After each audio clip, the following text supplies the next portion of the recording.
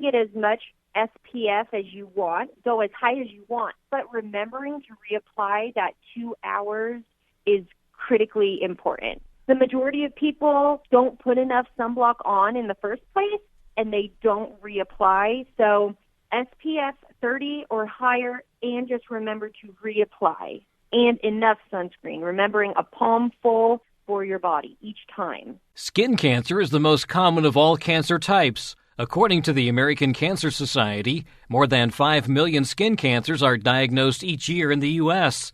That's more than all other cancers combined. Skin cancer rates are also on the rise over the past few decades. However, a K-State Research and Extension Northwest Regional Family Consumer Sciences specialist says there's a lot we can do to protect ourselves and our families from skin cancer. On today's Sound Living, outdoor skin protection. Sound Living is a weekly public affairs program produced by Research and Extension at Kansas State University. I'm Jeff Wichman. Ashley Svaty says applying sunscreen, seeking shade, and wearing sun protective clothing are just a few of the ways that we can protect ourselves while outdoors. Ashley, one of the things that we often forget about is just really the need when we're outside for protection, and I guess along that line, we're really think of sunscreen to begin with. Yes, sunscreen is so incredibly important when we think about protecting our skin health, and especially now when a lot more people are getting outdoors. Summer is right around the corner. We're getting out into the fields. We're getting to go play at the lakes and at the swimming pools. And so we really need to keep sun protection in the back of our mind every day. When we're thinking about sun protection, I know we see the tubes of stuff and they've got all these SPF and certain numbers on them. What exactly does all of that mean and what should we be looking for? Yeah, there are 3 to 4 basic things that we need to look for when choosing a sunscreen. There are lotions and sprays, and so when you're choosing between a lotion and a spray, I recommend just choosing whatever is going to work with your family and whatever you're going to use. If you buy one kind and you don't use it, it's not going to do anybody any good. So we want to make sure that we're looking for broad spectrum protection, which means that a sunscreen is going to protect our skin from both UVA and UVB rays, and both of those can cause cancer. Then when we look at those SPF numbers, we want to make sure we're getting an SPF of 30 or higher, and this SPF number is how well a sunscreen protects you from sunburn. Then we want to make sure that it is water resistant or very water resistant. But we have to remember that sunscreens are not waterproof or sweat-proof, so a biggie here is that we have to remember to reapply every 2 hours, and then make sure that we're looking at the expiration date and not using our sunscreen if it has passed that date. And also, as part of this reapplying process, need to keep in mind that this is not total protection, right? Yes. No matter how many SPFs you want to get to, sunscreen is not going to save you 100% from those rays. So what we recommend is to seek shade between the times of 10 a.m. to 4 p.m., wear UPF clothing, making sure that you're covered as much as you can, wearing a hat, specifically a wide-brimmed hat, wearing sunglasses, and you also want to wear sunscreen. But the biggest factor there is seeking shade. So if you're outside and you're wondering if those rays are really strong, you can use the shadow test.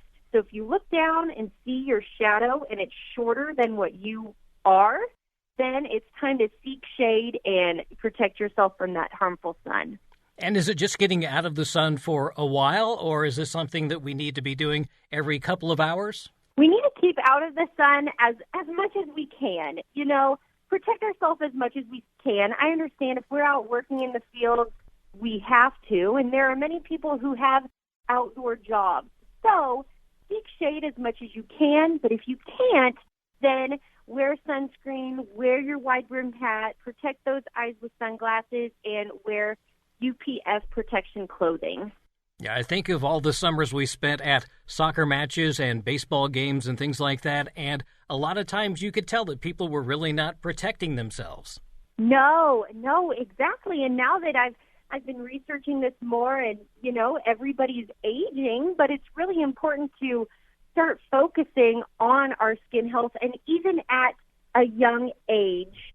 And there is a statistic that skin cancer is the most common cancer in the United States, and it only takes one blistering sunburn during childhood or adolescence to nearly double a person's chance of developing melanoma. So even when we're younger, we have to be mindful of the sun's rays. So as adults, we have to be role models and help protect those kids and babies.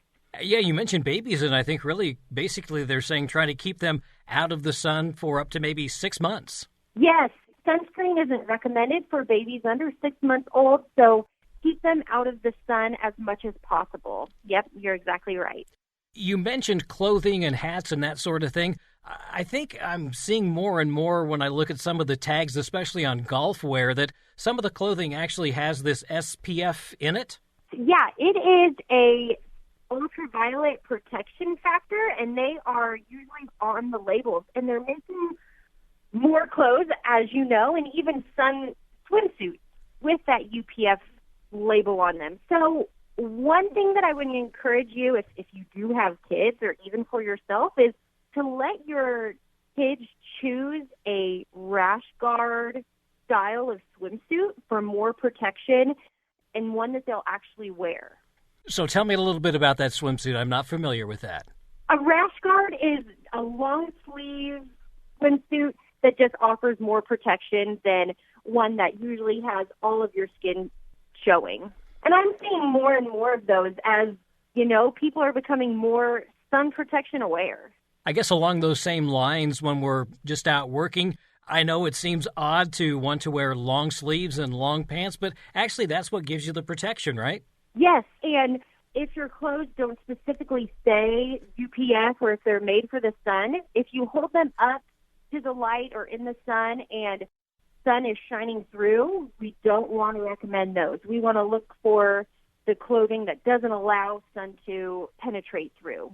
I kind of remember when we were putting sunscreen on our kids, we would always hit certain spots a little bit more often, kind of the top of the ears, the back of the neck, sometimes on the elbows. Is that still something they recommend, is hitting some of those kind of higher, I guess, visibility areas? Oh, yeah. Yeah. Most of the time, we just kind of think of, all right, I got my arms, I got my legs, I got my face.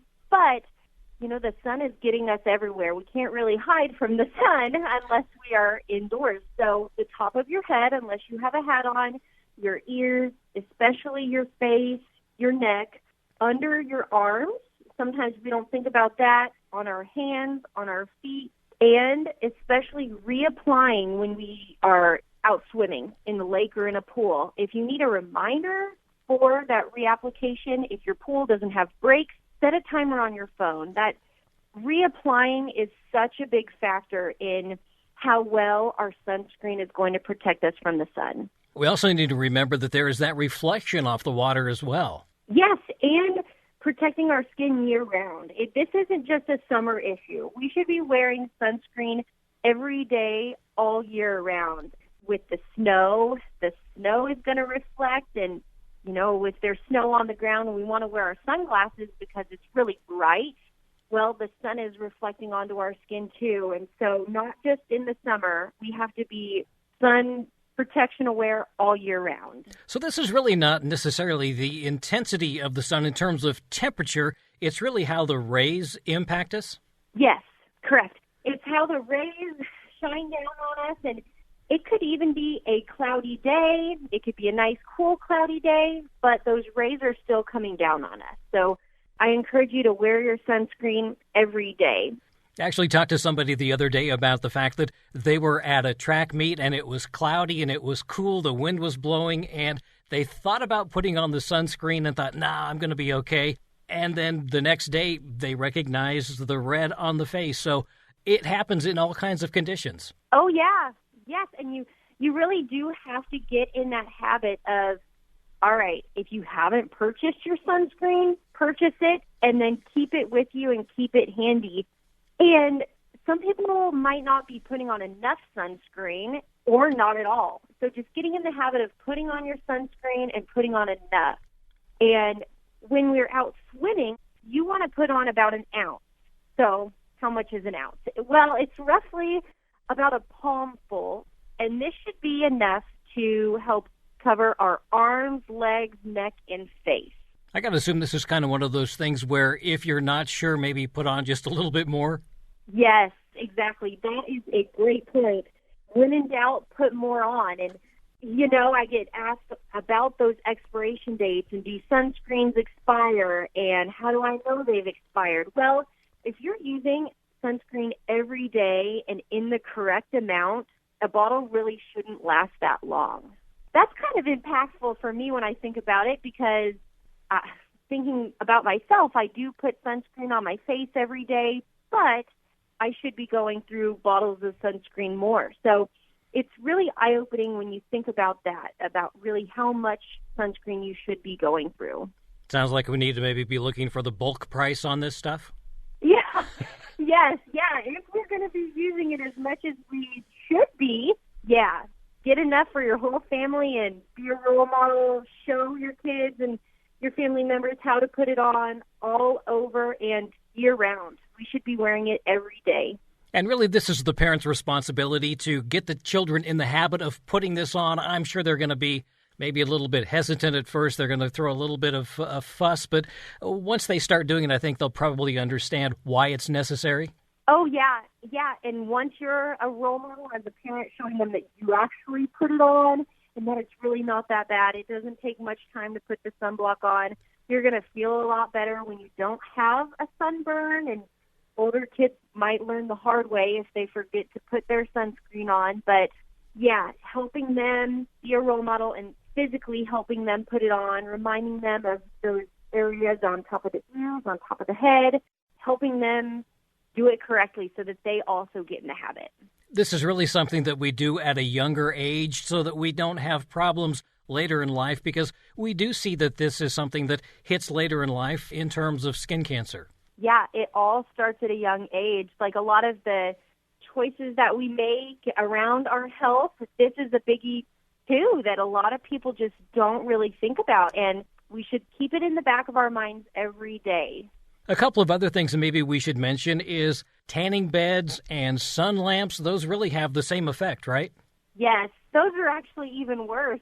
That's a main point to stay away from when we're thinking about our sun protection. I just really encourage people to stay away from the sun lamps, stay away from the indoor tanning, and if we really want to care about our skin when we get older, stay away from those.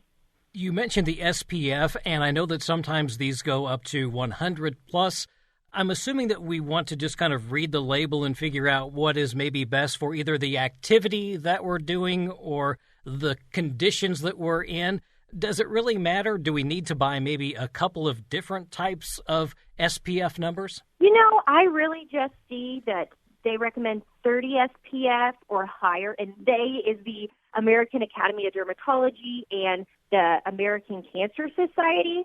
And the big thing to remember there is you can get as much SPF as you want, go as high as you want, but remembering to reapply that 2 hours is critically important. The majority of people don't put enough sunblock on in the first place, and they don't reapply. So SPF 30 or higher, and just remember to reapply. And enough sunscreen, remembering a palm full for your body each time. Good information, and if somebody needs more information, how could they find more information?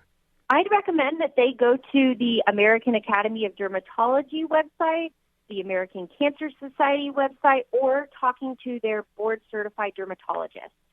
That's K-State Research and Extension Northwest Regional Family and Consumer Sciences Specialist Ashley Svaty, with tips to protect our skin and reduce the risk of skin cancer.